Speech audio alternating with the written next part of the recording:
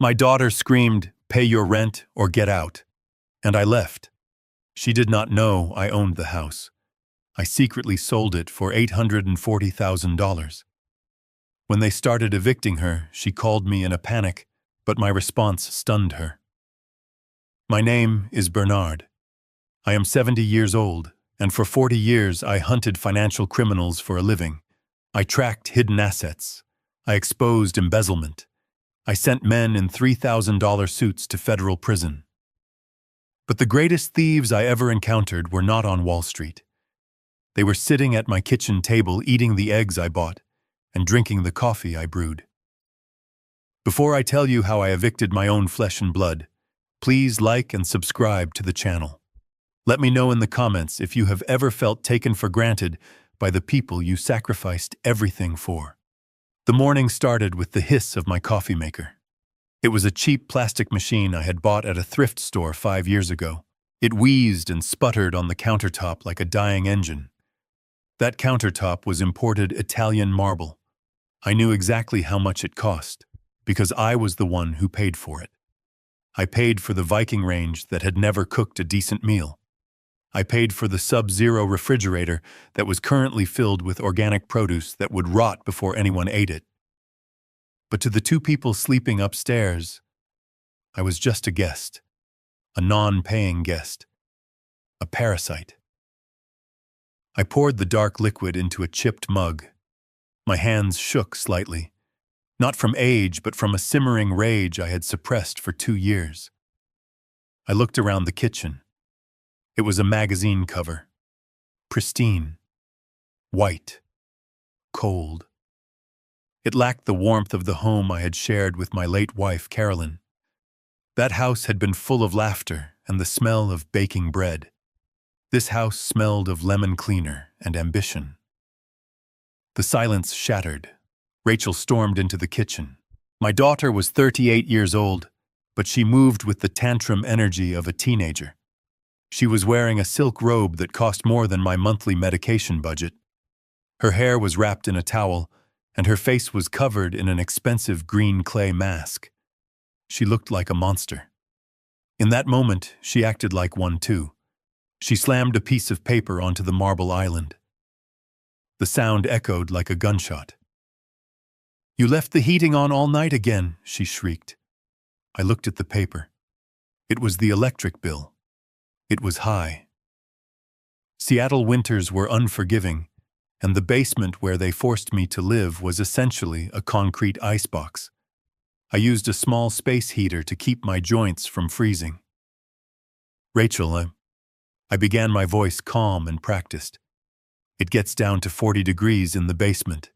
I need the heater to sleep." "I do not care about your sleep," she snapped. Her eyes were manic.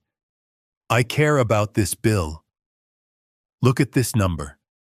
$300. Do you think money grows on trees? Do you think Justin and I are printing cash in the guest room?" I took a sip of my coffee. It was bitter. "I pay for my share, Rachel. I give you $500 a month from my Social Security. That covers the electricity and the groceries." $500. She laughed. It was a cruel, sharp sound.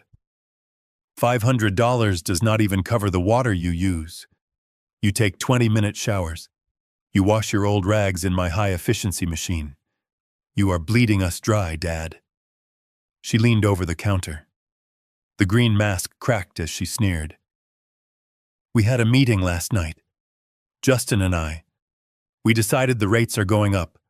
The housing market in Seattle is exploding. A room like yours would go for $2,000 on the open market. It is a basement, Rachel. It has no windows. It smells of mold. It is a lower-level suite," she corrected. "And starting today, the rent is $1,500. I set my mug down. $1,500. That was my entire pension check. I cannot afford that, Rachel. You know I cannot." "Then you have a problem," she said. "Because we are not running a charity here. You have until the 1st of the month to come up with the money. And if I cannot, then you get out." She said it without a flinch. No hesitation. No remorse. Just a cold transaction. Pay or get out. This was the girl I had carried on my shoulders at the zoo.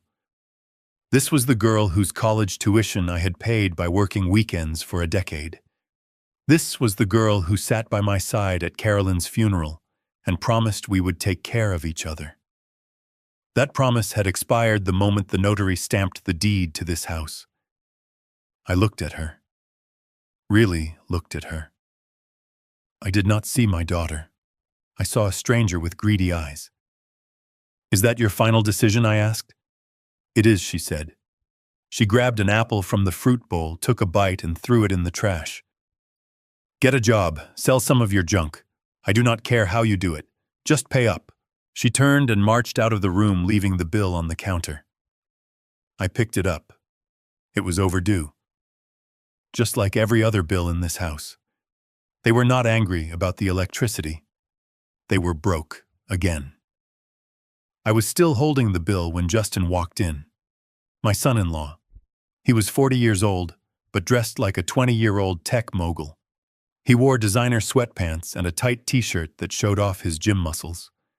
On his wrist sat a Rolex Submariner. I knew watches. I knew that watch retailed for $15,000. I also knew he had bought it 2 weeks ago while claiming he could not afford to fix the leak in the roof. "Morning, Bernard," he said. He did not look at me. He went straight to the coffee machine, my machine, and poured himself a cup. He grimaced. "You really need to buy better beans, Bernard. This tastes like mud. It is what I can afford, Justin." He leaned against the counter, checking his phone. He was always checking his phone. He called himself an entrepreneur. He had a dozen businesses, a crypto trading bot, a drop-shipping empire, a consulting firm for life coaches. In my line of work, we had a different name for what Justin did. We called it fraud. "Rachel tells me she had the talk with you," Justin said. "You mean the eviction threat," I clarified. "Call it what you want. We are tightening the belt. I have a liquidity issue right now. My capital is tied up in a major merger. Once that clears, we will be swimming in it. But for now, everyone has to pull their weight, including you." I looked at his Rolex. "Maybe you could sell the watch," I suggested. He covered his wrist instinctively. This is an asset. It projects success. You have to look rich to get rich, Bernard. That is basic economics. You would not understand. You were just a bean counter. I was a forensic accountant. I reconstructed shredded financial documents for the FBI. I traced laundered money through shell companies in the Cayman Islands. I understood economics better than Justin understood his own name. But I said nothing. I had learned that silence was a weapon. "I have given you everything I have, Justin. When I sold my house in Portland, I gave you the proceeds. $300,000. You said you would invest it for my care. And I did," he said quickly, too quickly. "It is in the market. The market is volatile, Bernard. It is down right now. You cannot touch it. You have to ride the wave." I knew exactly where that money was. It was not in the market. It was on their backs. It was in the driveway parked in the form of a Range Rover. It was in the closet upstairs filled with designer bags. It was gone. But they did not know everything. They did not know about the other account. The one I opened the day I realized my daughter had married a con artist. They did not know about the LLC I formed. And most importantly, they did not know who actually owned the roof over their heads. 2 years ago, when Rachel called me crying, saying the bank was foreclosing on their dream home, I stepped in. I told them I would handle the bank. I told them I used my retirement influence to get a deal. What actually happened was a short sale. My LLC purchased the debt. My LLC purchased the deed. To them, I was just an old man living in their basement. In reality, I was their landlord, and they were tenants who had not paid rent in 24 months. Justin finished his coffee and poured the rest down the sink. "Look, Bernard, I like you. You are family. But business is business. Rachel is right. 1,500. First of the month. Or you can go live in a shelter. I hear they have great soup. He patted me on the shoulder. It was a condescending, heavy pat. Then he walked out whistling. I stood alone in the kitchen. The morning sun was streaming through the windows, hitting the marble. It was a beautiful house. It was a house built on lies, and it was time to burn it down. I washed my mug and dried it. I placed it in the cabinet. Then I opened the door to the basement and descended into the dark. The stairs creaked. The air grew heavier and damper with every step. My room was a converted storage space. The floor was concrete covered by a thin rug. The walls were unfinished drywall. Water pipes ran along the ceiling, gurgling whenever someone upstairs flushed a toilet. This was my reward for a lifetime of hard work. A damp cell under the feet of the people I loved. I sat on the edge of my single bed. The mattress was lumpy. I looked at the photos on my nightstand. Carolyn and I on our honeymoon. Rachel graduating from college. She looked so happy in that photo. So innocent. I wondered where that girl had gone. I wondered if I had killed her with my spoiling. The door at the top of the stairs slammed open. Heavy footsteps thudded down. Justin appeared. He did not knock. He never knocked. He looked around the room with disgust.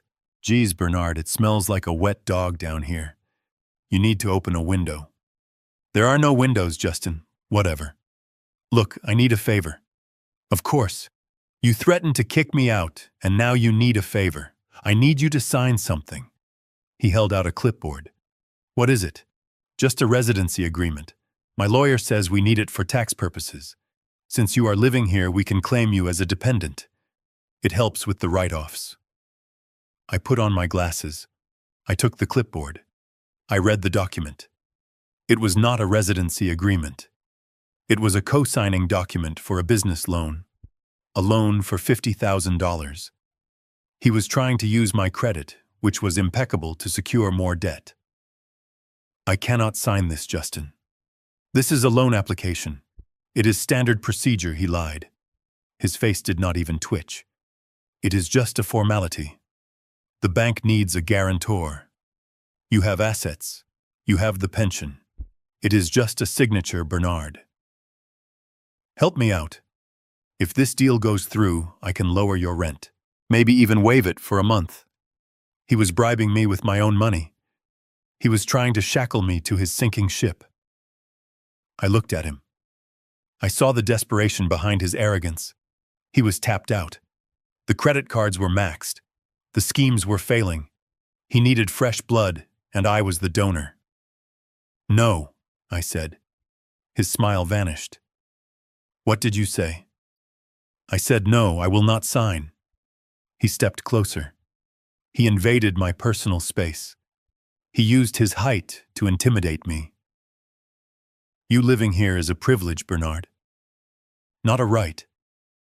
You sign this paper or you pack your bags today, not next week. Today. He grabbed a box from my shelf. It was an old shoebox filled with letters from Carolyn. He tossed it onto the floor. The letters scattered across the damp rug. Oops, he said. Clumsy me. Sign the paper, Bernard. I looked at the letters. I looked at his polished shoes stepping on my wife's handwriting. A cold clarity washed over me.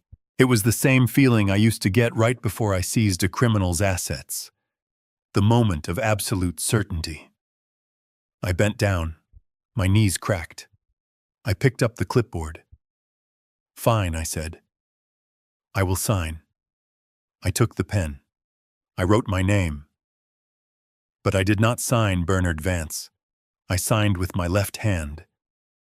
I made the signature shaky and illegible. It looked like the scrawl of a man with tremors. A forensic handwriting expert would spot it in a second.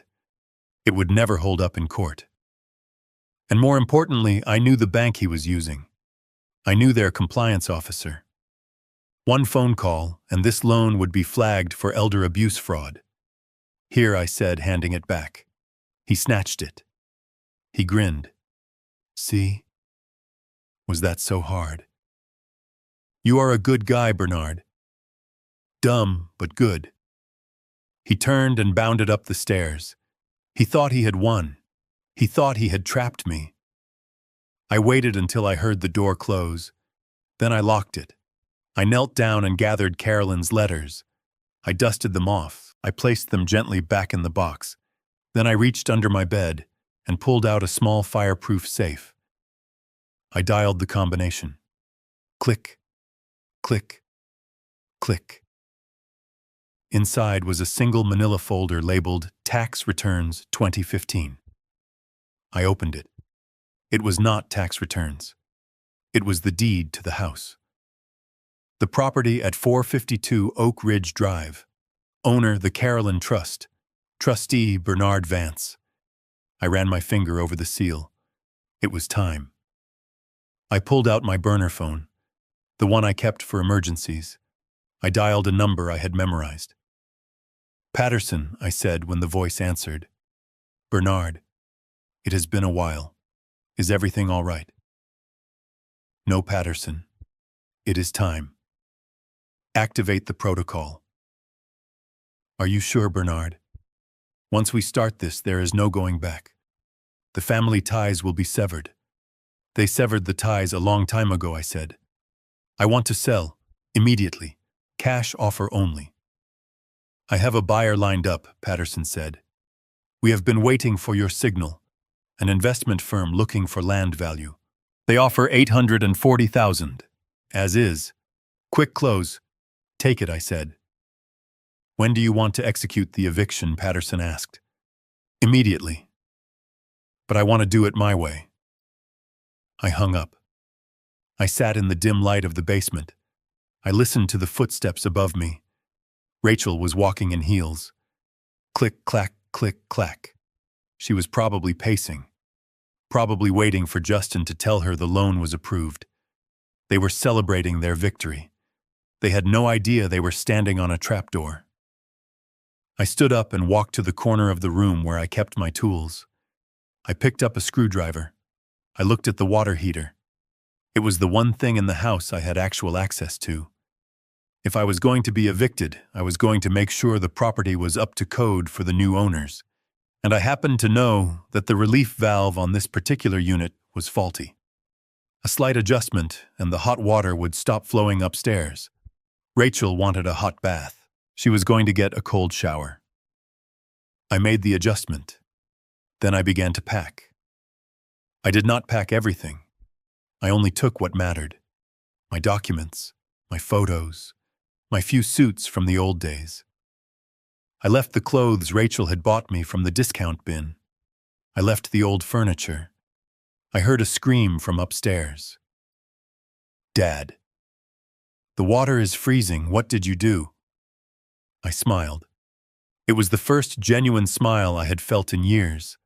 I walked to the stairs and shouted up. It must be the pipes, Rachel. Old houses are tricky. You should probably call a plumber. They charge about $300 an hour. I heard a thud, something being thrown. I returned to my packing. Later that afternoon, I went upstairs. The atmosphere was poisonous. Rachel was wearing a thick sweater, shivering. Justin was on the phone yelling at a bank representative, probably about the loan application. They both stopped when I entered the kitchen. I had my wallet in my hand. I pulled out a single $100 bill. It was crisp. I smoothed it out on the marble counter. Here, I said. Rachel looked at it. What is this? It is all I have until the pension comes, I said. $100. Take it. It is for the rent. She snatched the bill. She crumpled it in her fist. This is a joke, she spat. This does not even cover the interest on what you owe us. $100. You are pathetic, Dad. I know, I said. I am trying. Trying is not enough, Justin barked. He slammed his phone down. The bank is giving me the runaround.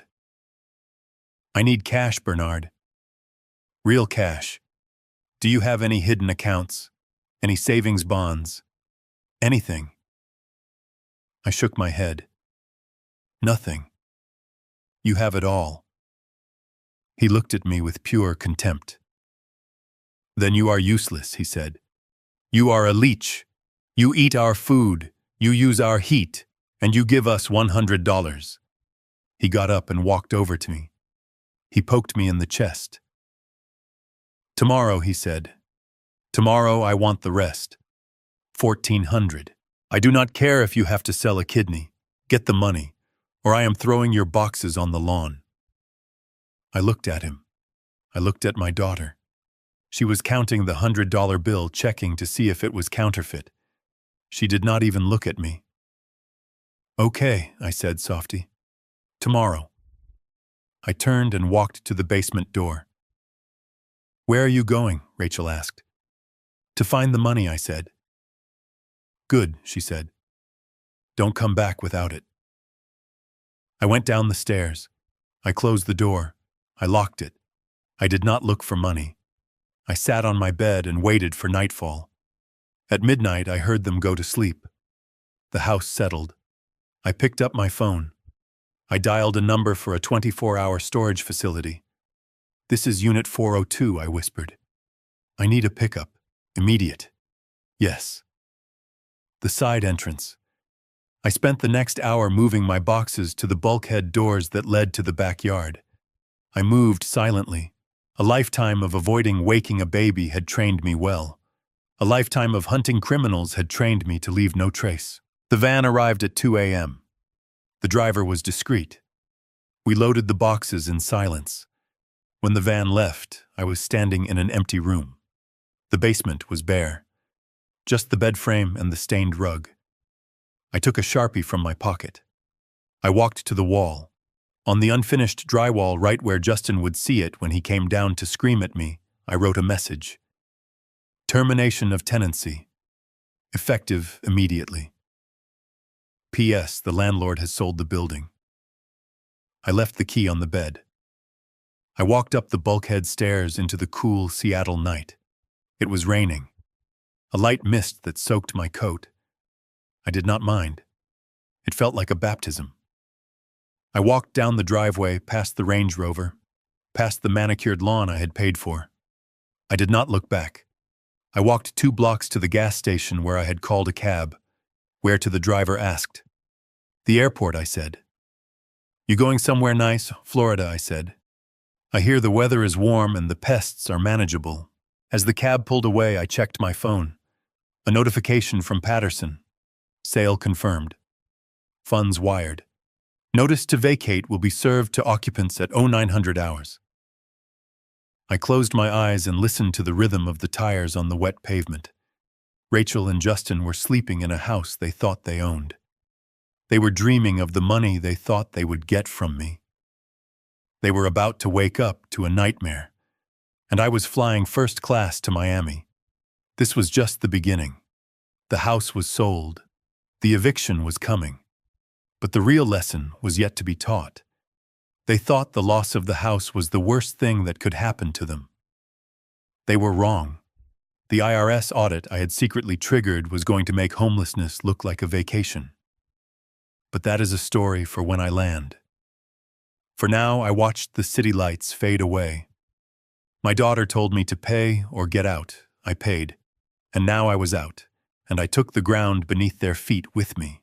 The heavy boots thudded down the wooden stairs again. Dust motes danced in the single beam of light provided by the naked bulb overhead. I did not need to look up to know it was Justin. The scent of his cologne arrived before he did. It was a cloying, musky smell that he probably thought projected power, but actually smelled like desperation and cheap alcohol. He did not knock. In his mind, he owned the stairs. He owned the floor. He owned the air I was breathing. He reached the bottom landing and scanned my small sanctuary with a look of pure revulsion. To him, this basement was a dungeon where he kept his embarrassing relative. To me, it was the command center. What is all this garbage, Bernard? He kicked a stack of banker's boxes I had carefully arranged against the concrete wall. They were labeled with years: 1998, 2004, 2012. Inside were not old magazines or senile scribbles. They contained the financial autopsies of 3 Fortune 500 companies and the takedown of a Ponzi scheme that had defrauded teachers in Ohio. But Justin saw cardboard. Justin saw kindling. "I am organizing my files, Justin. I like to keep my records straight." "Records?" he scoffed. He walked over to my desk, which was really just a folding card table I had salvaged from the garage. He picked up a stack of papers. They were old receipts from a hardware store. He let them flutter to the damp floor like confetti. "You are a hoarder, Bernard. That is what you are. Rachel is right. We cannot have people over with this fire hazard underneath us. It brings down the property value." He did not know about property value. He knew about perceived value. He knew about facades. He leaned against a support beam. The wood creaked. I hoped for a brief second it would snap and bring the kitchen island crashing down on his head, but the house was built in 1920. It had good bones, unlike my son-in-law. "Son, I came down here for a reason, Bernard. We need to formalize our arrangement." He pulled a document from the back pocket of his designer jeans. It was crumpled. He smoothed it out on my table, pushing aside a photo of Carolyn. "What is this?" I asked. "It is an residency agreement. My lawyer drafted it. It protects us both." I put on my reading glasses. The wire frames were bent. I looked at the paper. It was not drafted by a lawyer. It was drafted by a man who had Googled legal terms 10 minutes ago. The font was erratic. The clauses were predatory. I read Clause 4. "Tenant agrees to retroactively pay maintenance fees for the preceding 24 months, totaling $36,000. I looked up at him. $36,000, Justin. I do not have that kind of money. It is a debt, Bernard. A liability. We can structure it. We can set up a payment plan. Once your pension kicks in, we garnish a percentage. It is standard." It was not standard. It was extortion. He was creating a paper trail of debt so that when I died, he could claim my life insurance and any remaining assets to pay off a fabricated obligation. It was clumsy. It was amateur. It was insulting. "I cannot sign this," I said. My hand was trembling. I let it tremble. I needed him to see the weakness. I needed him to see a scared old man, not the man who once made a cartel accountant wet himself in a deposition room. "You will sign it," Justin said. His voice dropped an octave. He was trying to be menacing. "Or you can pack your boxes right now, and I will tell Rachel you refused to help the family. I will tell her you chose your garbage over her future." He knew exactly where to press. He used my love for Rachel as a weapon. He did not know that weapon was running out of ammunition. "Give me the pen," I whispered. He handed me a Mont Blanc. It was heavy, expensive, probably stolen or bought on credit. I signed. I made the signature shaky. I skipped the middle initial. In the eyes of the law, a signature obtained under duress was invalid. A signature that did not match the legal exemplar was contestable.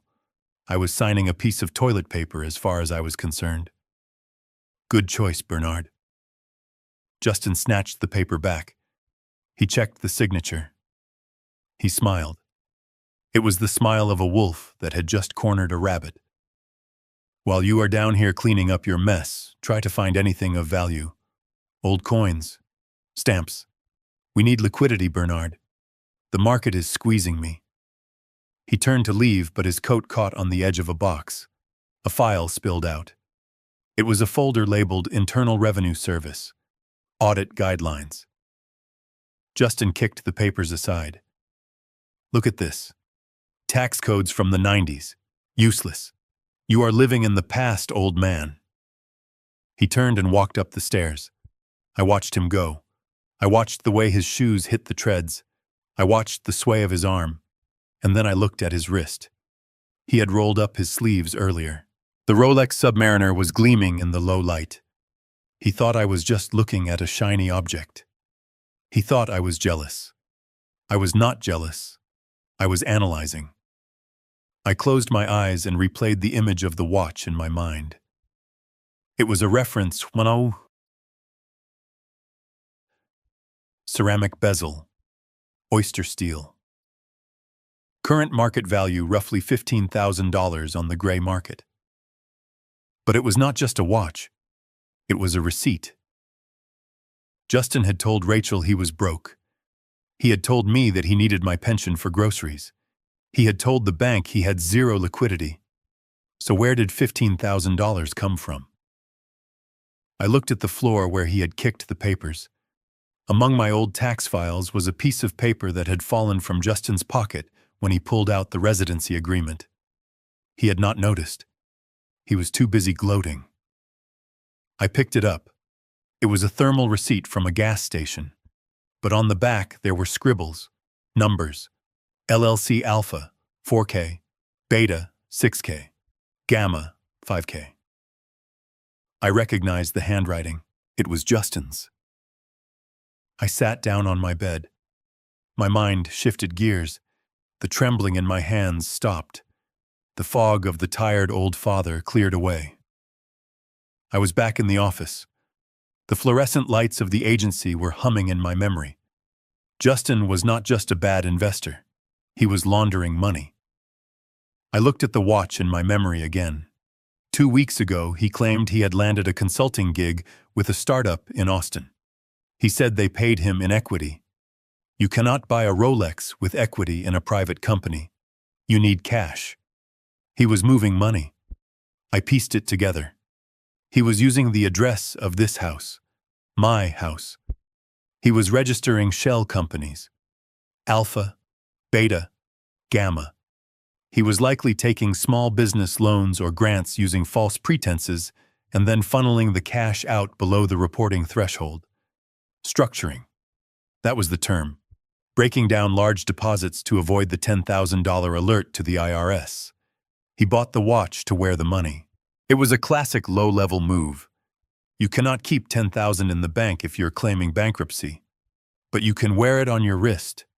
If he needed cash, he would sell it. It was a portable savings account that the tax man might overlook if he was not looking closely. But I was looking closely. I looked at the receipt again. There was a date next to the LLC names. Last Tuesday. Last Tuesday, Rachel had come down here crying, saying she could not afford her insulin copay. She had asked me for $50. I gave it to her. While my daughter was begging for medicine, her husband was washing $15,000 through shell companies and buying jewelry to stroke his ego. The rage did not burn hot this time. It froze. It turned into a block of ice in my stomach. I stood up. I walked over to the mess Justin had made. I began to pick up the files. He called this trash. He called my life's work garbage. I reached for the box he had kicked. The one labeled 2015 tax returns. The label was a lie. I learned a long time ago that if you want to hide something, you put it in the most boring place imaginable. No one looks at 7-year-old tax returns. Thieves look for safes. They look for jewelry boxes. They do not look for depreciation schedules. I lifted the lid. Inside was a single manila envelope. It was sealed with tamper-evident tape. I checked the seal. It was unbroken. Justin had touched this box. He had kicked it. He had called it worthless. If he had opened it, he would have owned me. I broke the seal. I slid the document out. It was a deed. A warranty deed. Grantor Pacific Heights Realty Trust. Grantee the Carolyn Trust. Trustee Bernard Vance. The legal description of the property followed. Lot 4, Block B. The house upstairs. The house Justin thought belonged to him. I ran my thumb over the embossed seal of the county clerk. 8 years ago, when Justin's first sure-thing investment collapsed, the bank came for this house. Rachel was hysterical. She was pregnant with a child she would later lose to stress. I could not watch them end up on the street. I used my retirement. I used the buyout from my firm. I bought the note from the bank quietly. I set up the trust. I told them I had handled it with a loan modification. I let them believe they were still the owners because I wanted them to have dignity. I wanted Justin to feel like a man so he would step up. I gave him a roof. I gave him a chance. And he gave me a basement and a bill for living in my own property. He was not just stealing my money. He was stealing my kindness. I looked at the deed. It was heavy in my hand, heavier than the pen. I walked to the corner of the basement where the Wi-Fi signal was strongest. I pulled a burner phone from a hollowed-out book on the shelf. It was an old Nokia. Untraceable. Reliable. I dialed a number I had not called in 2 years. It rang twice. "Patterson here." The voice was gravel and smoke. Patterson was the best real estate attorney in the state. He was also the only man who knew the truth about the house. "It is Bernard," I said. There was a pause. I could hear the scratching of a pen on paper stop. "Bernard. I was wondering when you would call. I saw some interesting credit checks on your name last week. Is everything all right?" "No, Patterson. Everything is finished." "Did they find the trust?" "No. They are too stupid to look for trusts. They are looking for piggy banks. So what is the play, Bernard? Do we evict?" "Eviction takes months," I said. "Washington state laws protect tenants, even squatters like them. They will drag it out. They will destroy the walls. I do not want a court battle. I want a scorched earth policy." "I am listening," Patterson said. "I want to sell," I said. "Sell the house, with them in it." "Yes. I want to activate the liquidation protocol. We talked about this, Bernard. If you sell with tenants in place, the value drops. You have to disclose the occupancy." "I do not care about the value," I said. "I care about the speed. I want a cash buyer, an investor, someone who buys problem properties, someone who has their own team for removals." Patterson hummed. "I have a contact, a developer group from Vancouver. They are buying up the whole block for land value.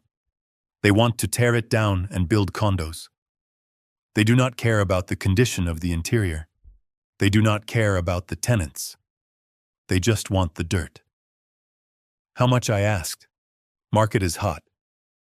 Even as a teardown, maybe 800,000. 840 if we push for a quick close. $840,000. It was a fortune.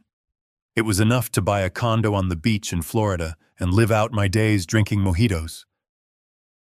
"Do it," I said. "Bernard, are you sure? This is the nuclear option. Once I sign the intent to sell, the clock starts. They will get a notice." "Not yet," I said. "Do not send the notice to the house. Send it to my P.O. box. I will serve it myself." "You are going to serve your own daughter with a notice to vacate." "No," I said. "I am going to serve her with a reality check. Close the deal, Patterson. Get the wire transfer ready. I want the funds in the offshore account by Friday. Consider it done. And Bernard, yes. Watch your back. If this guy is desperate enough to extort you, he is desperate enough to do worse." "I know," I said. "I am counting on it." I hung up the phone. I slid the Nokia back into the book. I put the deed back in the folder and the folder back in the box. I sat in the dark and listened to the floorboards creak above me. Justin was walking around. He was probably looking at his watch, admiring the sweep of the second hand. Tick-tock, Justin. I looked at the residency agreement he had forced me to sign. It was still on the table. He wanted $1,500. I would give it to him. But not today.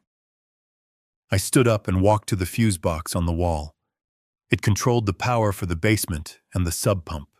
But because of the old wiring, it also controlled the power to the Wi-Fi router upstairs. I flipped the breaker. Upstairs, I heard a shout of frustration. "The internet is down again, Bernard." "What did you do?" I smiled. I flipped it back on. I was not just the landlord. I was the ghost in the machine, and I was about to start haunting them. I picked up the loose papers Justin had left behind. The receipt with the LLC names. I needed more than just the house sale. The house sale would make them homeless. But the fraud would make them inmates. I took a magnifying glass from my drawer. I examined the receipt. The timestamp was 10:42 a.m. The location was a Chevron station on 4th Avenue. There was a camera at that station. I knew the owner. We played chess in the park on Sundays. If I could get the footage of Justin paying for gas with a card linked to those Shell accounts, I would have the link. I would have the proof that he was co-mingling funds, piercing the corporate veil. That is what we called it. Once you pierce the veil, you can take everything. I put the receipt in my pocket. I checked my watch. It was a Timex. It cost $30. It kept perfect time. It was time for dinner. I had to go upstairs and eat their leftovers. I had to sit there and let them insult me. I had to let them think they were winning. Because the best way to trap a rat is to let it think it found the cheese. I walked to the stairs. I climbed them slowly, putting the weight of 70 years into every step. I hunched my shoulders. I put on the mask of the defeated old man. I opened the door to the kitchen. Rachel and Justin were eating takeout sushi. They did not offer me any. "Did you fix the internet?" Justin asked, his mouth full of tuna. "I think it was just a surge," I mumbled. "Old wiring." "Fix it better next time," he said. "I will," I said. "I am fixing everything." They did not hear the threat. They only heard the submission. But under my feet, the foundation of their life was already cracking. And in 7 days, it would collapse completely. 2 days later, the ceiling above my head vibrated with the sound of high heels and forced laughter. Rachel was hosting a tea party. It was not just a gathering of friends. It was a performance. She had invited the neighborhood wives, the women from the PTA, and a few of Justin's potential investors for his latest vaporware scheme. The goal was simple: Project Affluence, Project Stability. Make everyone believe that the sprawling house on Oak Ridge Drive was a monument to their success rather than a fortress of debt built on my back.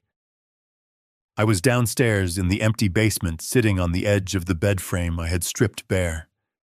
I was wearing my oldest cardigan. It had a hole in the elbow and smelled of mothballs. I had stopped shaving 2 days ago. I let my hands tremble when I held things. I was methodically constructing the character they needed me to be. The senile old burden, the confused pensioner. If I looked weak, they would feel strong. And when people feel strong, they get careless. The door at the top of the stairs opened. Dad, Rachel yelled down, "Get up here! We need help with the service. The caterer is running late." I did not answer immediately. I let her wait. I let her anxiety spike just a fraction. Then I shuffled to the stairs and began the slow ascent. I made sure to breathe heavily. I gripped the railing with both hands. When I emerged into the kitchen, the transformation of the house was complete. Fresh flowers were everywhere, lilies and hydrangeas that cost a fortune. The marble island was covered in tiered trays of finger sandwiches and macarons. Champagne flutes were lined up like soldiers. Rachel was wearing a white dress that looked bridal. She was frantic.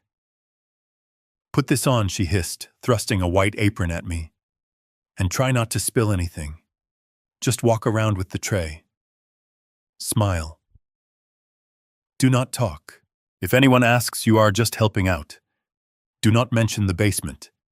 Do not mention the rent." I put on the apron. It was humiliating. I was 70 years old. I was a man who had audited the Federal Reserve. Now I was a prop in my daughter's vanity play. I took the tray of champagne. I walked into the living room. The air was thick with perfume and lies.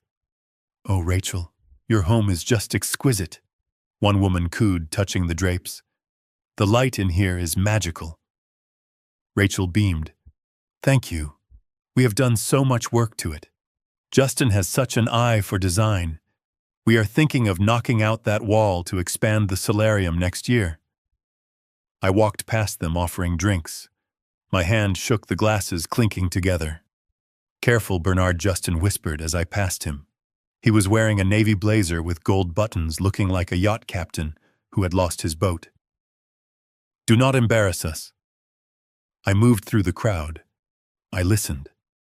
That is what forensic accountants do. We listen to the white noise to find the signal.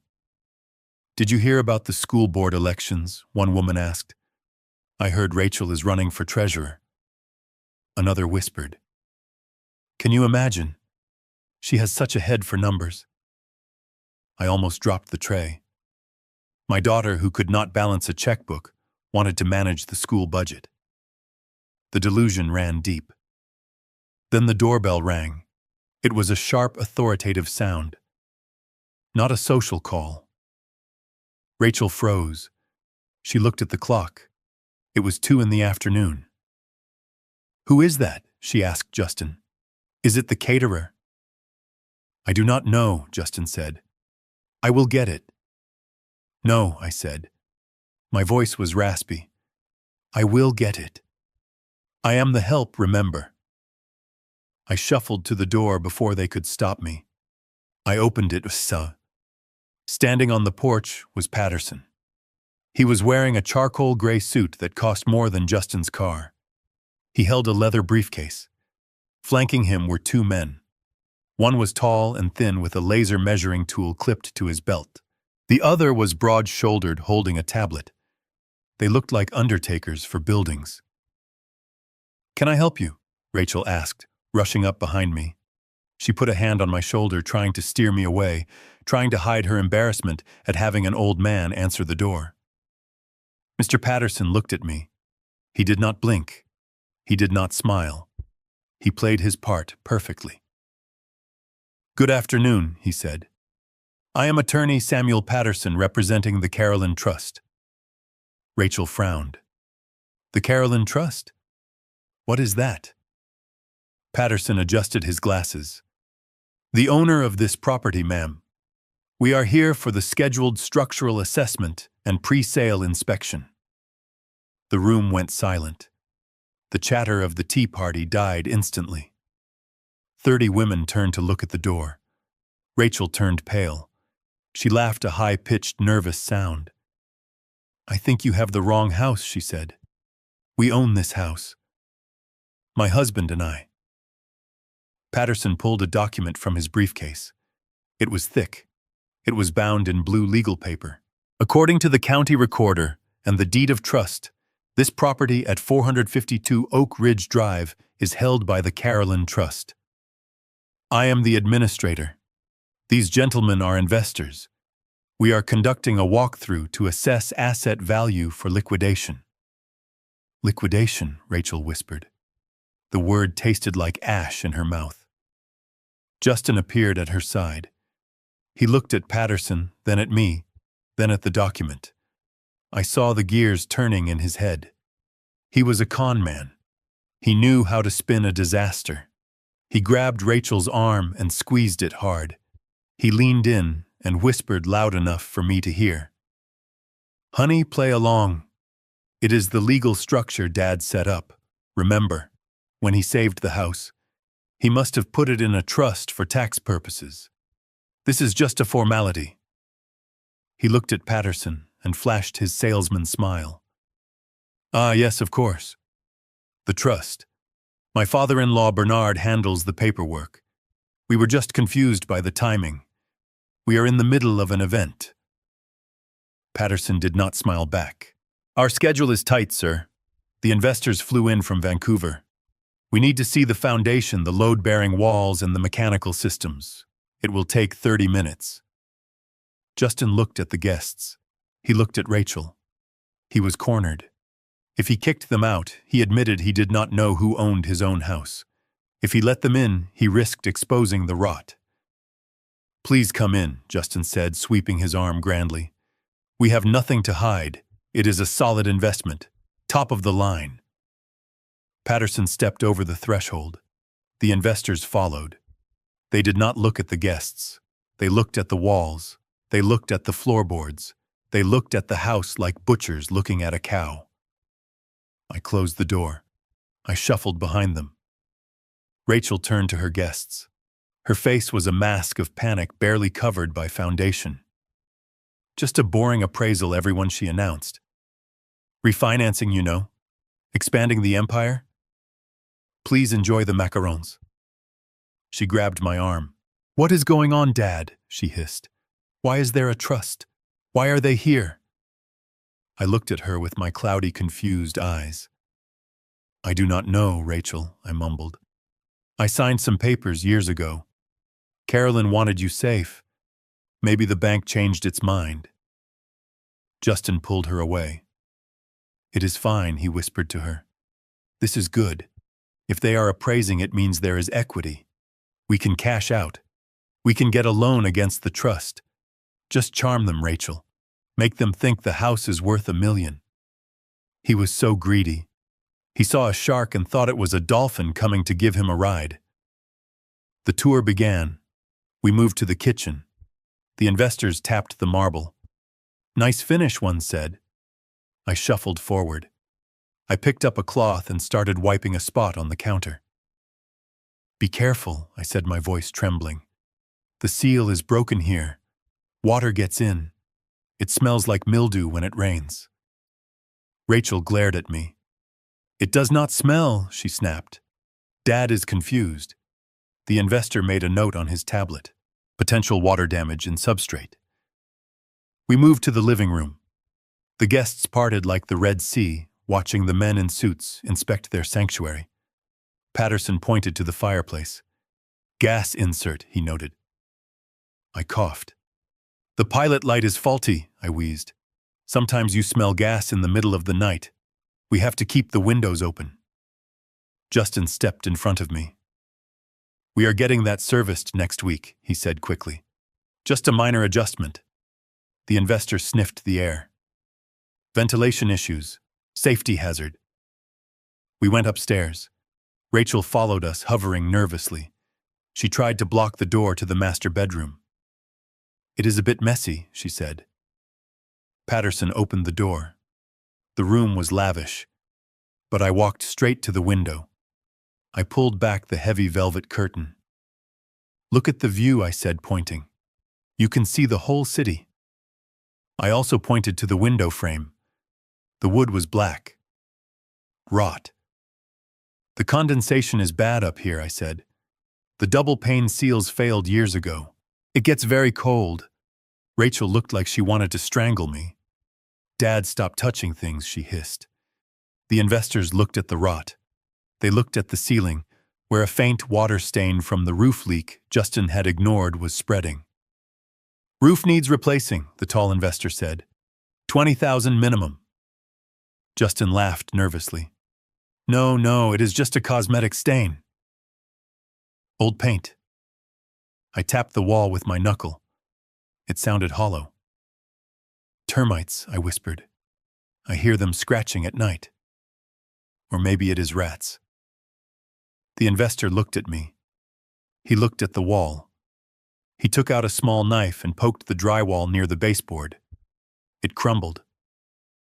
"Dry rot," he said. "Or pests. Either way, it is a gut job." We went down to the basement. My domain. The room was empty now. Just the concrete and the smell of damp earth. Rachel stayed at the top of the stairs. She refused to come down. Justin came down. He watched the investors shine their flashlights into the corners. "This is unused space," Justin said. "Potential for a wine cellar or a media room." The investor shined his light on the water heater, the one I had adjusted. A small puddle had formed underneath it. Tank is leaking, he said. And the wiring, he pointed to the junction box. It was a rat's nest of old cables, not up to code. Fire hazard. This whole electrical system needs to be ripped out. Justin wiped sweat from his forehead. We can deduct that from the valuation, he said. We are reasonable. Patterson turned to me. He ignored Justin. Mr. Vance, what is your assessment of the structural integrity? I looked at Justin. I looked at the dark corners where I had lived for 2 years. The foundation is cracked, I said softly. When the big trucks go by, the whole house shakes. I think the ground is settling. It is sinking. Justin's eyes went wide. Shut up, old man, he growled. He is senile. He does not know what he is saying. The investor looked at Patterson. We have seen enough. The land is good. The structure is a teardown. They walked back upstairs. The party was still going on, but the energy had shifted. The guests were whispering. They sensed blood in the water. Patterson stopped in the middle of the foyer. Rachel and Justin stood before him like naughty children waiting for the principal's verdict. Well, Patterson asked the investors. The tall man typed on his tablet. He looked at Rachel, then at Justin. We are prepared to make an offer. Cash. 7-day close. Rachel's eyes lit up. She grabbed Justin's hand. She thought this was it. The bailout. The lottery win. How much, she asked, breathless. $840,000, the investor said. Rachel gasped. It was a lot of money. It was more than the debt. It was enough to pay off everything and start over. That sounds acceptable, Justin said, trying to sound like a tough negotiator. But given the location, we were thinking more like 900. The investor laughed. It was a dry sound. We are buying the dirt, sir. The house is a liability. It will cost us $50,000 just to demolish it. $840 is the final offer. Take it or leave it. Justin looked at Rachel. She nodded vigorously. We take it, she said. We take it. Patterson nodded. He opened his briefcase. He pulled out a contract. Excellent. I have the papers prepared. Signatures are required immediately to lock in the funds. He laid the contract on the hallway table next to a vase of white roses. Justin reached for the pen. His hand was shaking with greed. Wait, Patterson said. He put his hand over the paper. Justin froze. The signatures required are from the trustee, Patterson said. He looked at me. Bernard, if you would. Rachel frowned. Dad. Why does Dad have to sign? Because he is the trustee. Justin explained quickly, his voice manic. He is the signer for the trust. It is just a formality, Rachel. Let him sign. Sign it, Dad. Sign it so we can get the money. They thought the money was coming to them. They thought the trust was a piggy bank, and I was just the hammer to break it open. They did not understand how trusts worked. They did not understand that the beneficiary of the Carolyn Trust was not Rachel Vance. It was the Wounded Warrior Project. I stepped forward. I picked up the pen. I looked at Rachel. She was smiling at me. A predatory, hungry smile. Do it for us, Dad, she said. Do it for the family. I looked at Justin. He was sweating, staring at the pen like it was a magic wand. I signed. Bernard Vance, trustee. I signed with my right hand. Firm, clear. The signature of a man who knew exactly what he was doing. Patterson took the paper. He checked it. He nodded. Done, he said. The funds will be wired within 48 hours. Rachel let out a scream of joy. She hugged Justin. We did it. We are rich. Oh my God. She turned to her guests. "Drinks on us, we just closed a major deal." The guests cheered. Corks popped. I stood by the door. I watched them celebrate. They were celebrating their own eviction. They were toasting to their homelessness. Patterson closed his briefcase. He shook the investors' hands. He turned to me. He did not wink, but I saw the twitch in his eye. "Pleasure doing business with you, Mr. Vance." He handed a business card to Justin. "My office will be in touch regarding the transfer logistics." Justin took the card. He looked at it like it was a gold ticket. "Thank you, Patterson. You are a lifesaver." "Really?" Patterson and the investors left. The door closed. I stood there in my apron. Rachel ran over to me. She grabbed my face and kissed my cheek. It was wet and cold. "Dad, you finally did something right. 840,000. Do you know what we can do with that? We can pay off the loans. We can buy a boat. We can invest in Justin's crypto farm." Justin slapped me on the back. "I knew you were holding out on us, old man. You had this in your back pocket the whole time. The Carolyn Trust. Clever. Very clever." He poured me a glass of champagne. "Here, drink. You earned it." I took the glass. So I asked, my voice steady, "Does this mean I can stay? Does this mean the rent is covered?" Rachel laughed. She waved her hand dismissively. "Oh, Dad, don't be silly. Of course not. We are selling the house, remember? You still have to move out. In fact, now you have to move out faster. We need the place empty for the buyers." Justin nodded. "Yeah, Bernard. Business is business. But hey, with this kind of cash, maybe we can put you up in a motel for a week, until you find a shelter." They clinked their glasses together. "To the future," Rachel yelled. "To us," Justin yelled.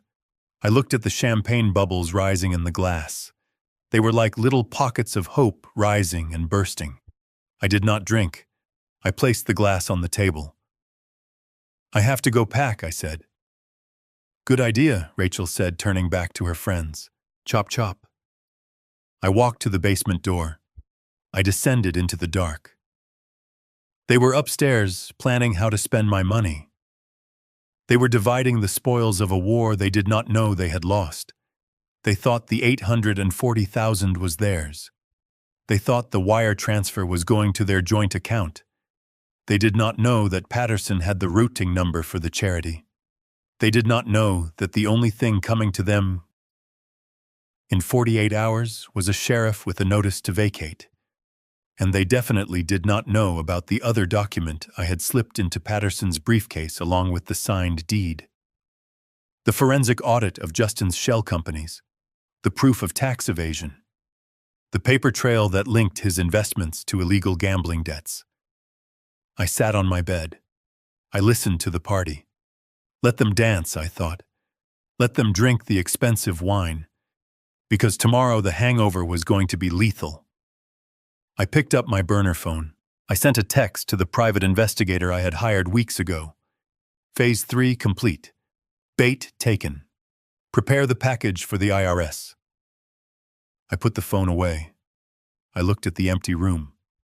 It was not a home anymore. It was a crime scene waiting to be discovered. And I was the detective who had just planted the smoking gun. The suitcase zipper made a sound like a tearing ligament in the silence of the basement. I was packing the last of the things that mattered. My vintage Leica camera. The watch Carolyn gave me on our 30th anniversary. The encrypted hard drive containing the digital evidence of Justin's tax evasion. I worked by the light of a single lamp, trying to be quiet, but silence is difficult when you are dismantling a life. The door upstairs flew open. It slammed against the wall with enough force to crack the plaster. Heavy footsteps came down the stairs. Fast. Angry. Justin appeared at the bottom landing. He was drunk. I could smell the champagne from across the room. His tie was loose and his eyes were red-rimmed and wild. He swayed slightly, holding onto the banister for support. He looked at the suitcase on the bed. Then he looked at me.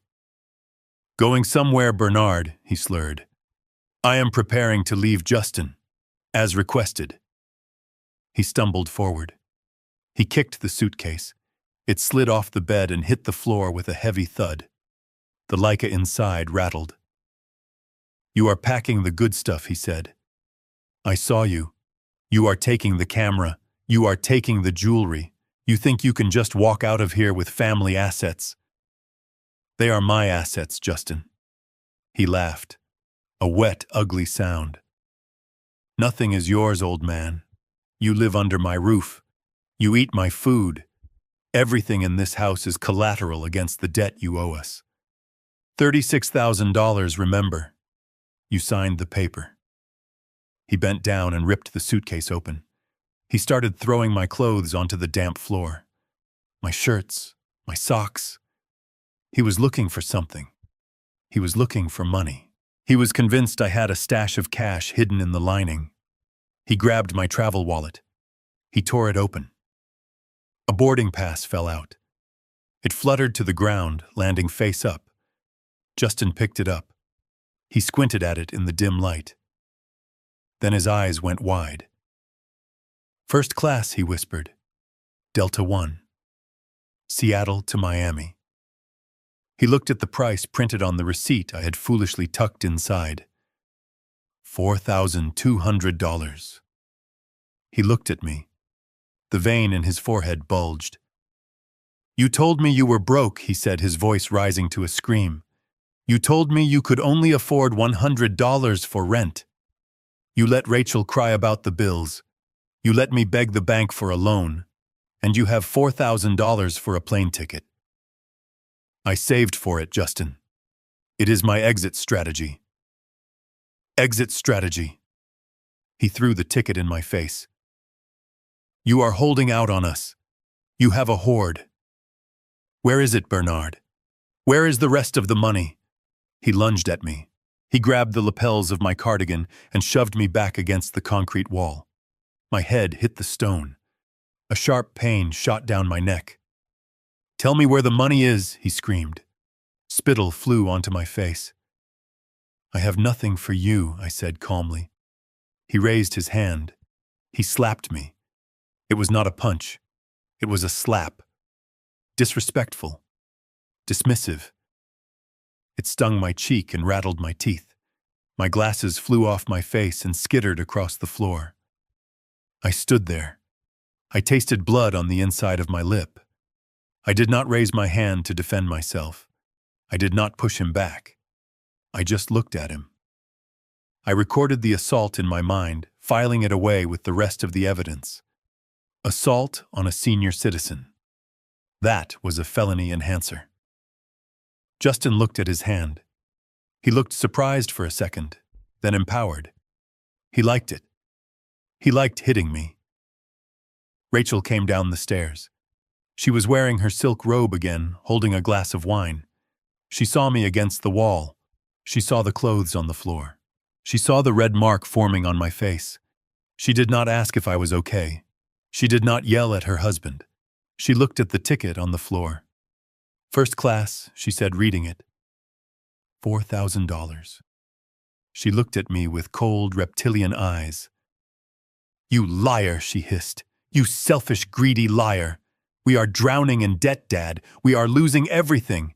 And you are flying first class." She walked over to my dresser. She started pulling out drawers. She dumped them on the floor. "Where is it?" she screamed. "Where are you hiding it?" She grabbed my old leather wallet from the nightstand. The everyday wallet I showed them was empty. But she knew about the hidden compartment behind the photo insert. I had shown it to her when she was 10 years old, a magic trick to hide a lucky dollar bill.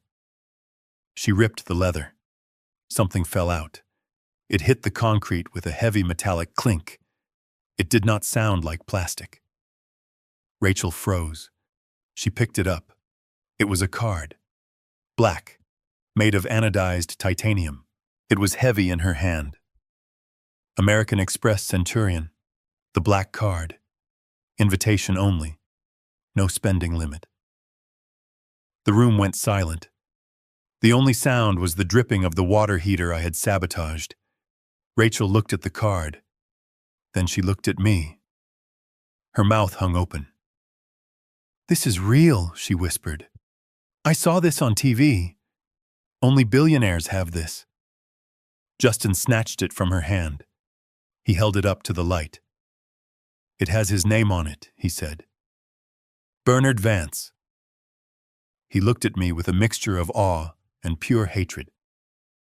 "You are rich," he said. "You are actually rich." "I was comfortable," I corrected. "I worked hard." "You are rich," Justin repeated, screaming now.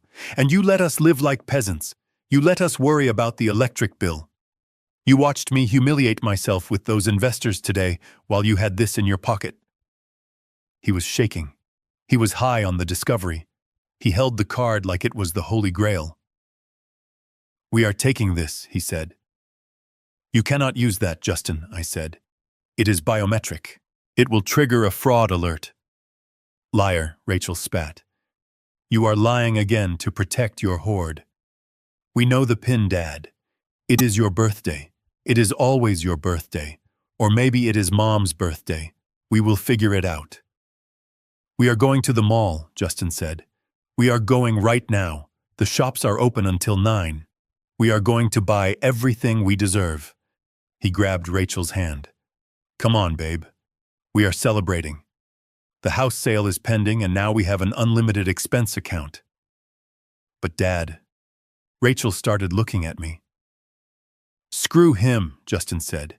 "He owes us. This is back rent. This is emotional damages." He turned to me. He poked the black card into my chest hard enough to bruise. "Do not move, old man. Do not call anyone. If you cancel this card, I will come back here and I will finish what I started. I will put you in the hospital. Do you understand?" I nodded slowly. "I understand." They ran up the stairs. I heard them laughing. I heard the front door slam. I heard the Range Rover engine roar to life and peel out of the driveway. They were gone. I stood in the silence of the basement. I touched my cheek. It was swelling. My lip was bleeding. I took a deep breath. It was 7:15 p.m. I did not call the police. Not yet. The police were a blunt instrument. I needed a scalpel. I picked up my glasses. One lens was cracked. It fractured my vision of the room, but my mind was crystal clear. I pulled the burner phone from the hollow book. I dialed a number. It was not Patterson. It was a service I had used in my old life. A specialized moving company that handled sensitive relocations for witnesses in protection programs. They were expensive. They were discreet. And they were fast. "I need an extraction," I said. "Location Seattle. Level 3. 30 minutes, confirmed the voice said. "Team is rolling." I hung up. I did not pack the clothes on the floor. I left them there. They were part of the crime scene. I picked up the Leica. I picked up the hard drive. I put them in a small leather satchel. I walked over to the desk. I took a piece of stationery. It was heavy cream-colored paper. I took my fountain pen. I wrote a letter. It was short. To Rachel and Justin. This letter serves as formal notice of my immediate termination of residency. You demanded rent or removal. I have chosen removal. Regarding the contents of this house, the new owners take possession in 48 hours. I suggest you start packing. Regarding the slap, I have documented the injury. Regarding the card, enjoy the shopping trip. It will be the most expensive purchase of your lives. Sincerely, Bernard. I left the letter on the pillow of the stripped bed. It was the only white thing in the gray room. At 7:45 p.m., a black unmarked van pulled into the alley behind the house. 2 men got out. They wore gray jumpsuits. They did not speak. They entered the basement through the bulkhead doors. They moved with military efficiency. They took the boxes I had labeled. They took the safe. They took the few pieces of furniture that belonged to my wife. In 20 minutes, the basement was empty. It was just a concrete box. The only thing left was the stain on the rug and the letter on the bed. One of the movers looked at me. "Ready, sir?" I nodded. I walked up the bulkhead stairs into the rain. I did not go back upstairs into the main house. I never wanted to see that marble kitchen again. I climbed into the passenger seat of the van. It smelled of new car and antiseptic. The driver looked at me. He saw the bruise on my face. "Hospital first, sir." "No," I said. "The airport. I have a flight to catch. But first hand me the tablet." He handed me an iPad. It was connected to my secure banking server. I logged in. I navigated to the American Express portal for the Centurion account. I saw the pending transactions. They had wasted no time. 7:52 p.m. Shell gas station, $80. 8:15 p.m. Nordstrom, $4,500. 8:22 p.m. Apple Store, $6, $200. They were on a spree. They were running through the mall like children with a stolen purse. I hovered my finger over the Report Lost Stolen button, but I did not press it. Not yet. I navigated to the Security Settings tab. I selected a specific option available only to high-net-worth clients with security risks. Active Fraud Tracking. Law Enforcement Protocol. This did not just decline the card.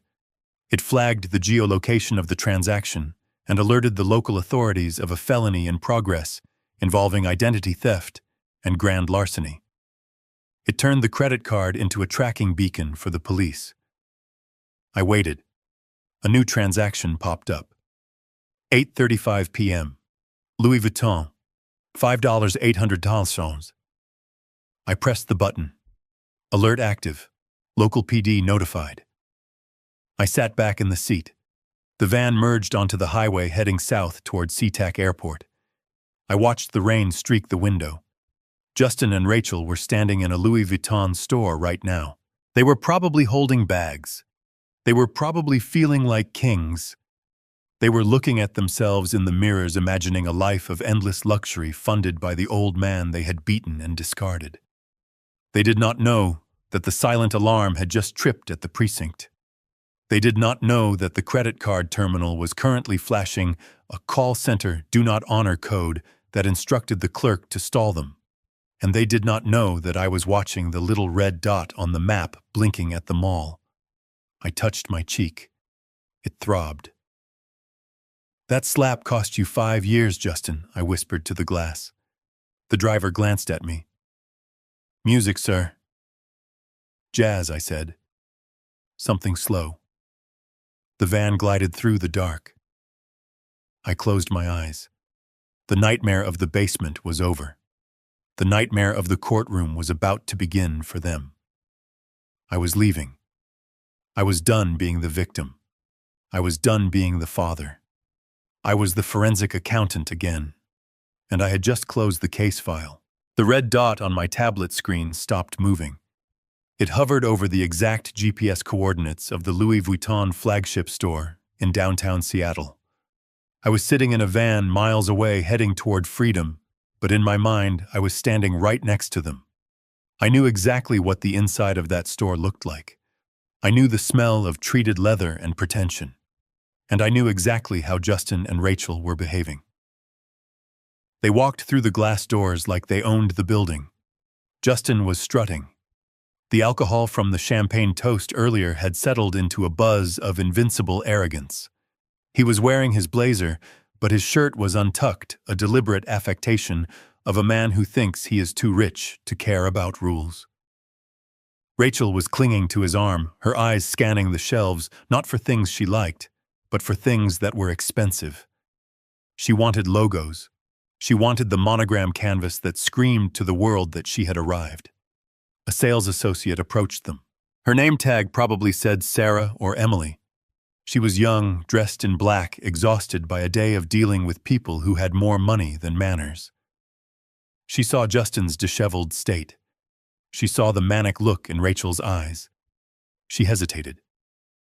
That hesitation was a mistake. "Can I help you folks?" she asked, her voice cool and professional. Justin laughed. It was a loud barking sound that made other customers look up from their $1,000 scarves. "Help us." "Yeah, you can help us. We are here to stimulate the economy, sweetheart. Show us the bags, the big ones, the ones you keep in the back for the VIPs.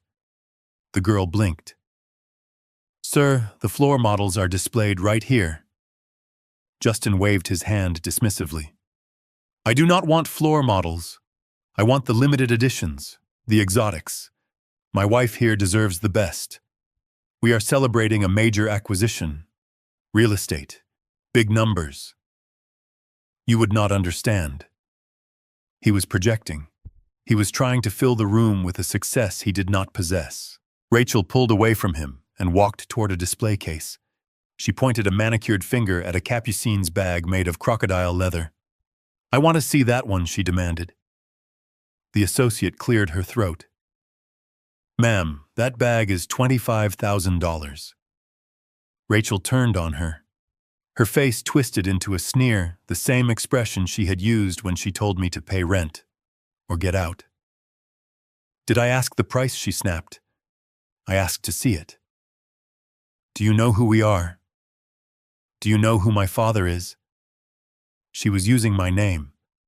She was using the reputation I had built over 40 years of honest work to bully a shopgirl. The associate sighed. She put on a pair of white cotton gloves. She unlocked the case. She placed the bag on the velvet counter. Rachel grabbed it. She did not use gloves. She rubbed her hands over the skin. She threw it over her shoulder and posed in the mirror. "It is perfect," she said. "We will take it. And I want the matching wallet. And throw in those sunglasses." Justin leaned against the counter. He pulled the black card from his pocket. He held it between two fingers, tapping it rhythmically on the glass. "Click, click, click. Wrap it up," he said. "And be quick. We have a dinner reservation at Canlis." He did not have a reservation at Canlis. He had a reservation in a holding cell, but he did not know that yet. The associate looked at the card. She saw the titanium. She saw the Centurion logo. Her eyes widened. It was the reaction Justin lived for. The validation. "Of course, sir," she said. Her demeanor changed. She thought she had misjudged them. She thought they were eccentric billionaires. She began to box the items. The total came to $32,000. Justin slid the card across the counter. "Keep the receipt," he said. "I do not need the paper trail." The girl took the card. She swiped it through the reader. I watched the dot on my screen pulse. Transaction attempted $32,450. Status processing. In the store, the terminal beeped. It was not the happy chime of an approval. It was a sharp, low tone. The associate frowned. She looked at the screen. "I am sorry, sir," she said. "It says call center." Justin rolled his eyes. "It is a security measure," he said loudly. "It is a high-value purchase. Just run it again." She ran it again. Beep. Call center. Code 10. Code 10 is not a decline for insufficient funds. Code 10 is a law enforcement instruction. It means hold the card and call the police. The associate looked up. Her face was pale. "Sir, the machine is asking for identification." Justin slammed his hand on the counter. "Identification. I gave you the card. Run the damn numbers. Do you know how much money is on that piece of metal? It is unlimited." "Sir, I cannot run it without ID. The name on the card is Bernard Vance." "That is my father-in-law," Justin shouted. He authorized it. He gave it to me an hour ago. Call him right now. He reached for the card. The associate pulled it back. Sir, I have to keep the card. Justin lunged. He tried to grab the card from her hand. The bag fell to the floor. That is when the atmosphere in the store shifted from awkward to dangerous. The store security guard, a large man in a dark suit, stepped forward. Sir, step away from the counter, he said. Do not touch me, Justin screamed. You are all incompetent. I am suing this store. I am suing Visa. I am suing everyone. Rachel was backing away. The bag was on the floor. Her fantasy was dissolving. Justin, what is happening? She whispered. He gave it to us, Justin yelled. The old man gave it to us. It worked at the gas station. It worked at the Apple store. They are screwing us, Rachel. Then the glass doors opened. It was not a mall cop. It was two officers from the Seattle Police Department, followed closely by a man in a windbreaker that said Secret Service. The fraud alert I had triggered was flagged as interstate wire fraud involving a federally regulated banking institution. It was serious business. Justin froze. Mr. Justin Miller, one of the officers said. Justin looked at them. He looked at the card in the associate's hand. It is a misunderstanding, he stammered. My father-in-law, he is confused. He is old. He forgot to authorize the user. The Secret Service agent stepped forward. We received a ping from the issuer regarding a stolen Centurion card linked to an active investigation regarding money laundering and identity theft. Money laundering, Justin squeaked. Rachel tried to walk away. She tried to blend into the rack of silk scarves. Ma'am, stay where you are, the officer said. But I did not do anything, Rachel cried. It is his idea. He took the card. I just wanted a bag. Justin looked at her betrayed. You grabbed the wallet, Rachel. You took it from the nightstand. You told me to take it, she screamed back. The officers moved in. They did not ask them to leave. They did not write a ticket. They grabbed Justin's arms. They pulled them behind his back. The sound of handcuffs ratcheting shut echoed off the marble floors. You are hurting me, Justin whined. This is a $3,000 blazer. You have the right to remain silent, the agent said. Rachel was next. She struggled. She tried to kick.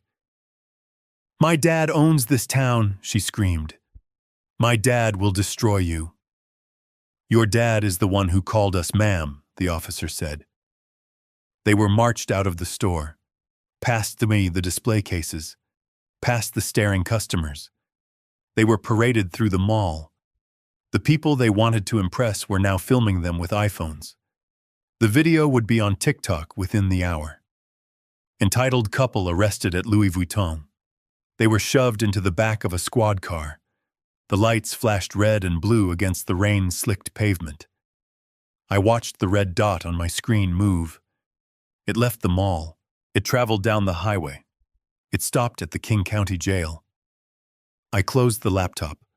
I did not feel joy. I felt a cold resolve. This was necessary. It was the only language they understood. Force. But the night was not over. I picked up my burner phone. I called Patterson. They are in custody, I said. I know, Patterson replied. I just got the call from the precinct. They are screaming for a lawyer. They want me to represent them. Go down there, I said. You want me to defend them? No. I want you to bail them out. Patterson paused. Bernard, they committed felony fraud. The bail will be set high. Why do you want them on the street? Because if they stay in a cell, they miss the finale, I said. They need to go home. They need to see the house. They need to stand in the rain and understand what homeless really feels like.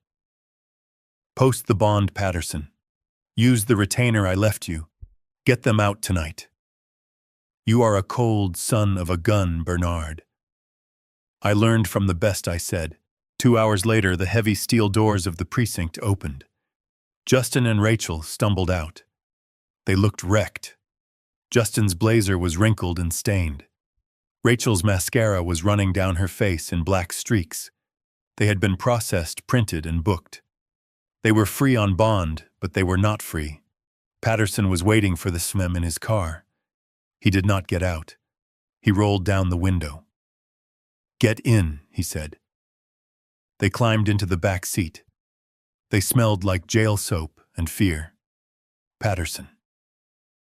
Justin gasped. "Thank God. You have to fix this. Bernard set us up. He is senile. He forgot he gave us the card.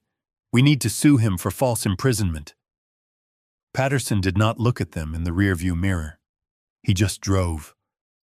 "Bernard is not senile, Justin. Bernard is the most lucid man I have ever met." "What are you talking about?" Rachel snapped. "He is a confused old man living in my basement." Patterson turned onto the highway heading toward Oak Ridge Drive. "He is not in the basement, Rachel, and it is not your basement." He drove in silence while they ranted. They threatened. They cried. They planned their revenge. "Wait until we get home," Justin said, cracking his knuckles. "I am going to tear that basement apart. I am going to find his cash stash. I am going to make him call the police and recant everything." Rachel nodded. "He is going to wish he never met me." Patterson pulled onto Oak Ridge Drive. It was pouring rain now. A true Seattle deluge. The streetlights reflected in the puddles. He slowed the car as they approached number 452. There were no lights on in the house. It was a dark monolith against the sky. But there was something on the lawn. Piles. Dark, wet piles. Patterson stopped the car at the curb. "We are here," he said. Justin opened the door. "Why are my golf clubs on the grass?" he asked. Rachel looked out the window. "That is my wardrobe," she whispered. "Those are my dresses." They scrambled out of the car. They ran onto the lawn. The rain soaked them instantly. It was their life. All of it. The designer clothes, the electronics, the paintings, the furniture. It had been hauled out of the house and dumped on the front yard like refuse. The rain was ruining the velvet sofa.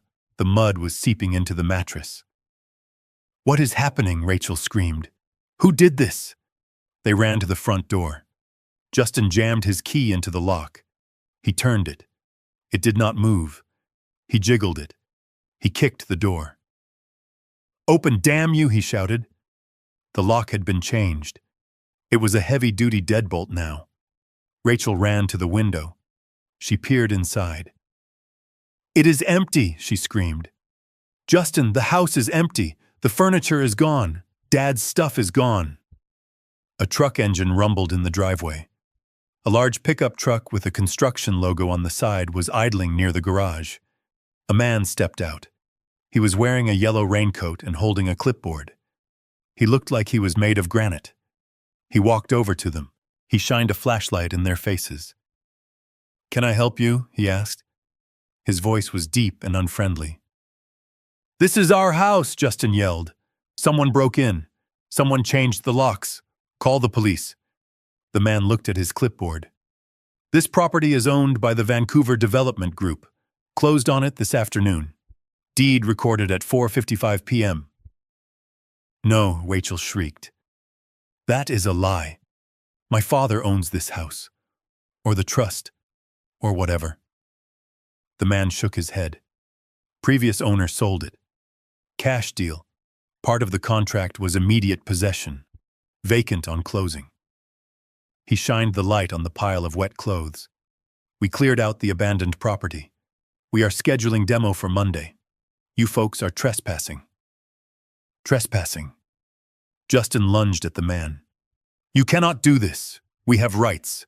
We are tenants. You have to give us 30 days' notice." The man did not flinch. He handed Justin a piece of paper. It was wet but legible. "This is a copy of this termination of tenancy signed by the previous owner. And this," he handed him another paper. is a restraining order issued by the new owners. You are not allowed within 500 feet of this construction site. Justin stared at the paper. Rachel fell to her knees in the mud. She grabbed a wet sweater and hugged it to her chest. "Where is my dad?" she wailed. "Where is he?" The man in the raincoat shrugged. "Driver took him to the airport hours ago. Said he was going to catch some sun." Patterson rolled down his window from the street. "I suggest you gather what you can carry," he called out. "The rain is getting worse." Justin ran to the car. "Patterson, you have to help us. We have nowhere to go. Our cards are frozen. My car is—" He looked at the driveway. The Range Rover was gone. "Where is my car?" "Repo team took it while you were inside," Patterson said. "I guess missing 3 payments triggers a clause." Justin looked at the empty driveway. He looked at the locked house. He looked at his wife kneeling in the mud, clutching a ruined sweater. The reality finally hit him. It hit him harder than the slap he gave me. He had nothing. Rachel stood up. She was shivering. Her hair was matted to her face. She looked like a ghost. "Call him," she said to Justin. "Call my father." Justin fumbled for his phone. His hands were shaking so bad he dropped it in a puddle. He fished it out. He dialed my number. I was sitting in the Delta Lounge at SeaTac. I had a glass of Pinot Noir in my hand. I was watching the rain hit the runway glass. My phone rang. Incoming call, Justin. I let it ring twice. Then I answered. I put it on speakerphone. "Hello," I said. "Dad," Rachel's voice screamed through the speaker. "Dad, pick up. Dad, where are you? I am waiting for my flight, Rachel." "You sold the house," she sobbed. "You sold our home. We are on the street. It is raining. We have nothing." "You have exactly what you earned, Rachel," I said. "How could you do this?" Justin yelled. His voice was cracking. "We are family. You ruined us. I did not ruin you, Justin. I just stopped saving you. You told me to pay the rent or get out. I paid the rent. I paid for the house. I paid for your car. I paid for your mistakes for years." I took a sip of wine. "And then I got out. Just like you asked." "Dad, please," Rachel begged. "We are sorry. We didn't mean it. Just come back. Buy the house back. We will be better, I promise." "It is too late for promises, Rachel. The deal is done. The money is donated." "Donated," Justin choked. "What money?" "The $840,000. I gave it to the Wounded Warrior Project. It is a tax write-off. You know how much I love tax efficiency." "You gave it away," he screamed. "That was our money. It was never your money, Justin." I looked at the boarding pass in my hand. "Listen, I have to go. They are calling my group." "Dad." "Wait," Rachel cried. "What do we do? Where do we sleep?" "I don't know, Rachel. Maybe you can stay at a hotel." "Oh, wait. You need a credit card for that." I hung up. I removed the SIM card from the phone. I dropped it into my glass of wine. I stood up. I adjusted my jacket. I walked to the gate. Back at the house, the man in the raincoat watched the couple screaming at a dead phone. "Move along, folks," he said. "You are loitering." He turned and walked back to his truck. He turned off the headlights. Rachel and Justin were left in the dark. The rain fell harder. It soaked their clothes. It soaked their shoes. It soaked into the boxes of trash they had called a life. A siren wailed in the distance. It was getting closer. It was not the local police this time. It was the FBI. They had some questions about the shell companies, but I would not be there to see it. I was going to Florida. I handed my ticket to the attendant. "Have a nice flight, Mr. Vance," she said. I smiled. "I intend to," I said. I walked down the jetway. I did not look back. Not once. The phone on the bistro table vibrated against the glass of Pinot Noir. The screen lit up with the name Justin. It was a name that used to bring me a sense of obligation. Now it brought me nothing but a cold sense of finality. I let it ring. Once, twice, 3 times. I wanted them to sweat. I wanted them to stand in the rain and look at the locked door and feel the water seeping into their expensive shoes. I wanted them to understand what it felt like to be ignored. I picked up the phone. I pressed the speaker button. I set it back down on the table. "Hello," I said.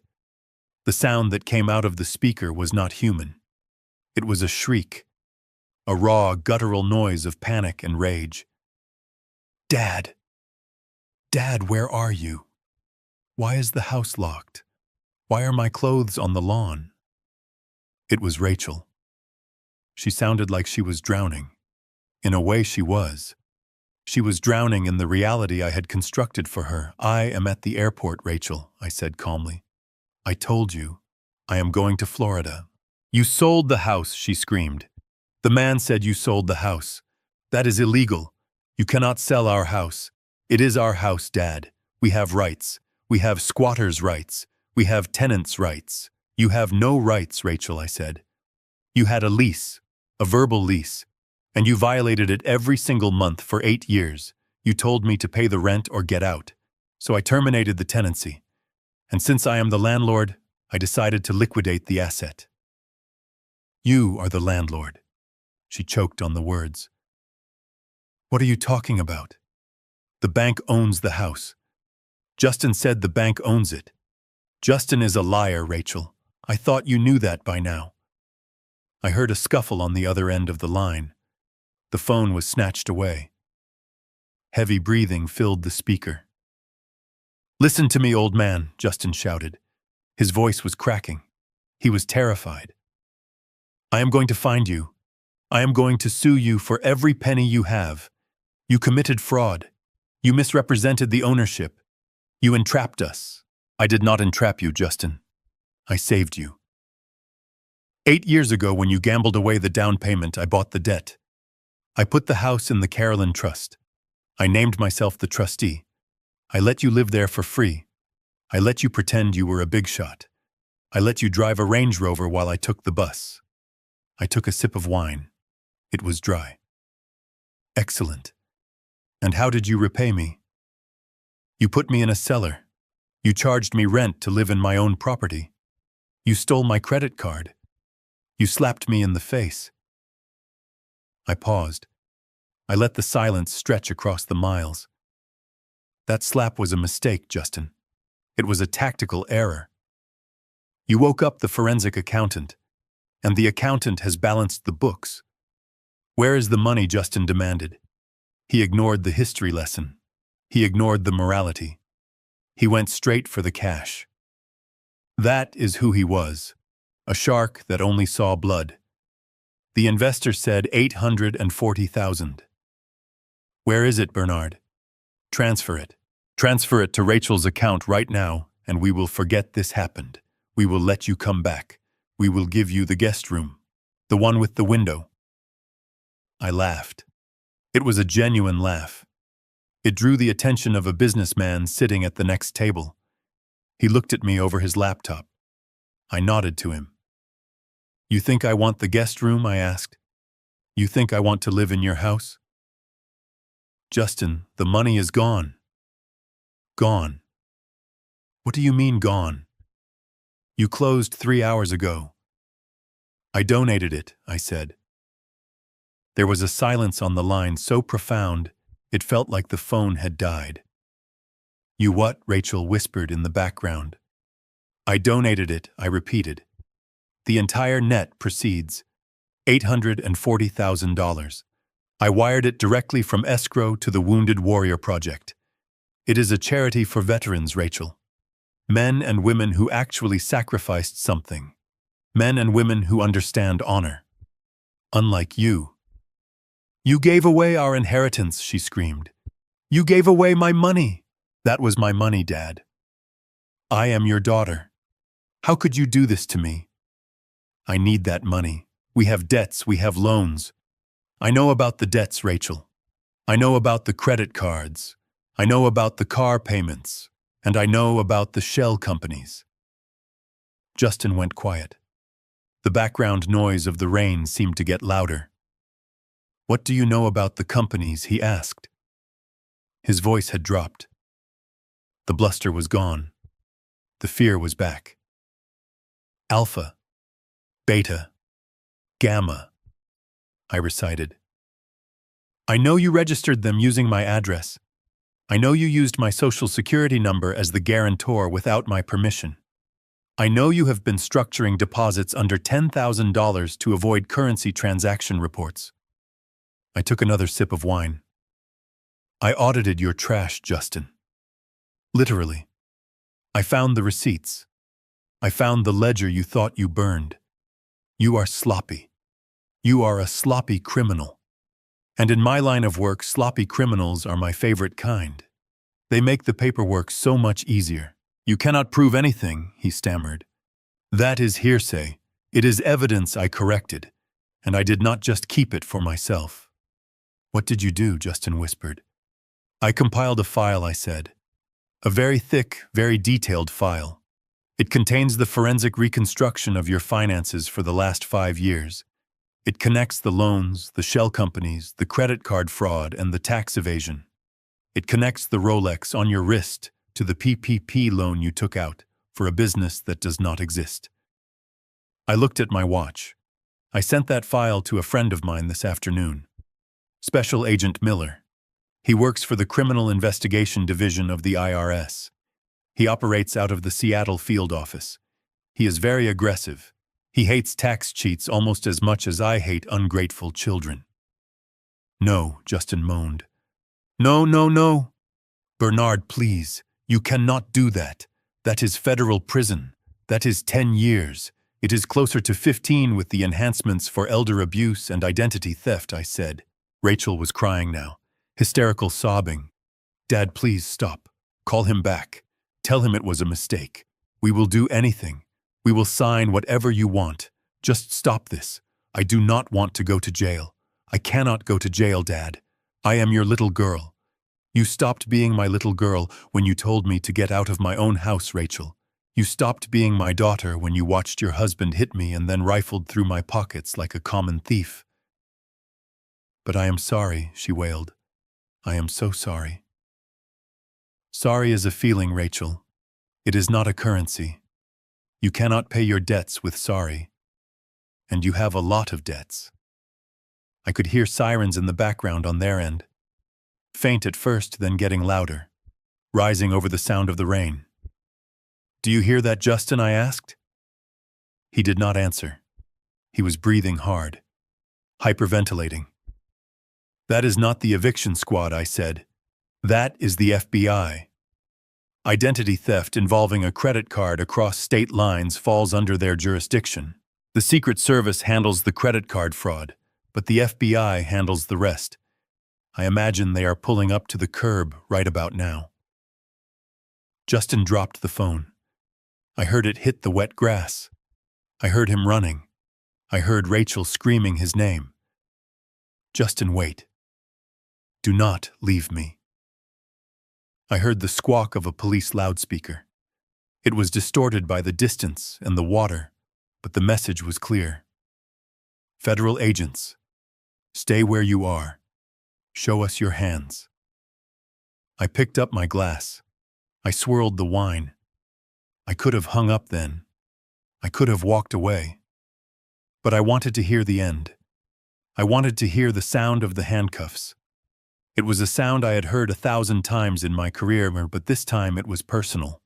This time it was closure. I heard Rachel screaming at the agents.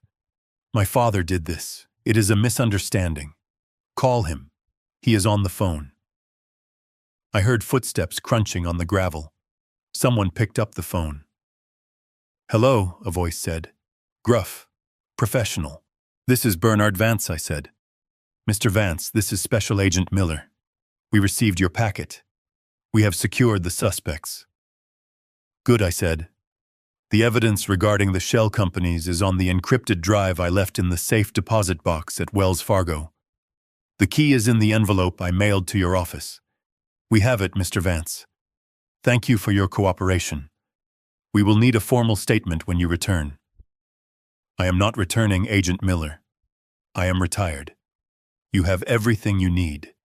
The paper trail is bulletproof. I understand, sir. Enjoy Florida. He was about to hang up, but I stopped him. Agent Miller. Yes, sir. Make sure they get a phone call. They are going to need a public defender. I imagine they cannot afford a private one anymore. I will handle it, sir. The line went dead. I looked at my phone. The screen was black. It reflected my face. I looked older than I felt. But my eyes were clear. The cloud of shame that had hung over me for living in that basement, for letting them abuse me, was gone. I popped the SIM card tray open. I took the tiny chip out. I dropped it into the dregs of my wine.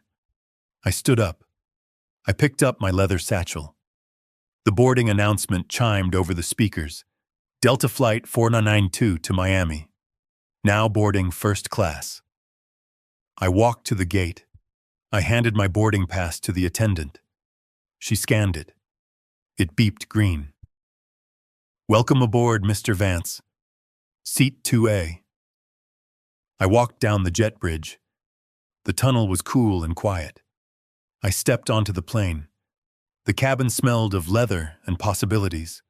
I found my seat. It was a wide, comfortable pod. I sat down. I stretched my legs. My knees did not hurt. A flight attendant appeared.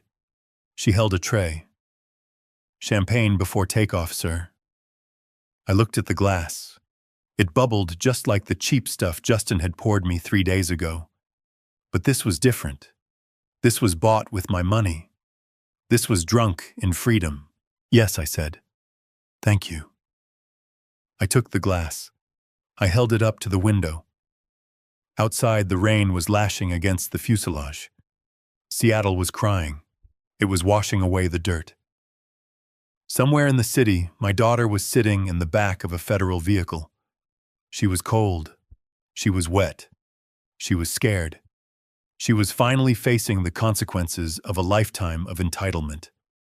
I felt a twinge of sadness. It was a small, sharp pain in my chest. A phantom limb pain for the family I wished I had. But it passed quickly, replaced by the steady rhythm of the jet engines spooling up. I took a sip of champagne. Pay the rent or get out, she had said. I paid. I paid in cash. I paid in patience. I paid in justice. And now I was getting out. The plane began to move. It taxied to the runway. The engines roared. We accelerated. The force pushed me back into my seat. We lifted off. The ground fell away. The house on Oak Ridge Drive was just a speck in the darkness below, a tiny, insignificant dot in a vast world. I closed my eyes. I was Bernard Vance, forensic accountant, father, survivor. And for the first time in a long time, I was free. The end. I spent a lifetime tracking financial criminals, yet I missed the ones sleeping under my own roof because I was blinded by a father's duty. I learned the hard way that there is a razor-thin line between supporting your children and enabling their destruction. By shielding Rachel from every consequence, I didn't help her. I created a monster who believed she was entitled to my life's work. True love isn't about being a bottomless ATM. Sometimes the most loving thing you can do is let them fall. Dignity has a price, and I finally stopped paying theirs. If this story of cold, hard justice satisfied you, hit the like button and subscribe to the channel for more. Have you ever had to cut off a toxic family member to save yourself? Share your story in the comments below.